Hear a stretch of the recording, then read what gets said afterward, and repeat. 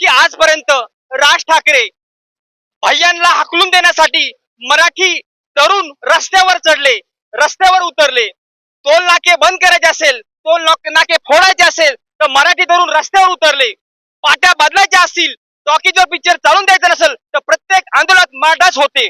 परंतु आज ऐतिहासिक आंदोलन जे मराठा कधी एक झाले नाही ते मराठा आज एक आहे. परंतु राज ठाकरे यांचं नेमकं चाललंय काय, काय वाटतं आपल्याला? ते म्हणतात की आरक्षण हे आरक्षणाची गरज नाही व मराठा समाजाचे नाव नाही घेता म्हणजे जरांगी पाटील माथे भडकवायचं काम करताय.